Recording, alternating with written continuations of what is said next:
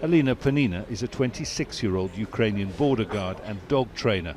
She was among hundreds of soldiers, police and border guards who survived the siege of Mariupol. In the warren of tunnels and bunkers deep beneath the Azovstal steelworks, they were the southern port city's last bastion of defense. They fired from the air, they launched rockets from the sea, then tanks. Later the Russian infantry arrived.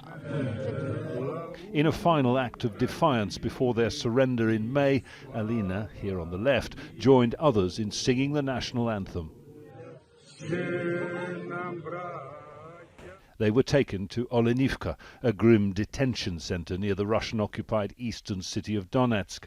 Despite Russian denials, others have claimed torture was commonplace here. Alina struggles to find the words. Every day in there felt like a week. It was a closed room meant for 6 people, and we had 28 women in there. They did lots of different things to us. They would exert psychological pressure, swear at us, and they did other things. I cannot describe them. Then, at the end of July, there was an explosion. Dozens of Ukrainian prisoners of war were killed in what Russia said was Ukrainian shelling.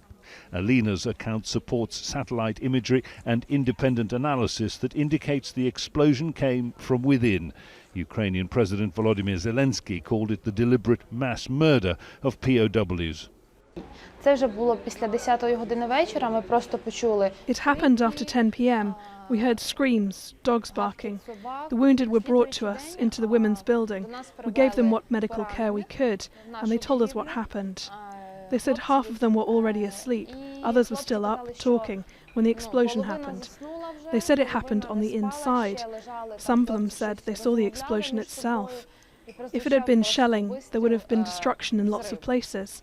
But there was only one hole in the roof of the building, meaning it could only have come from inside.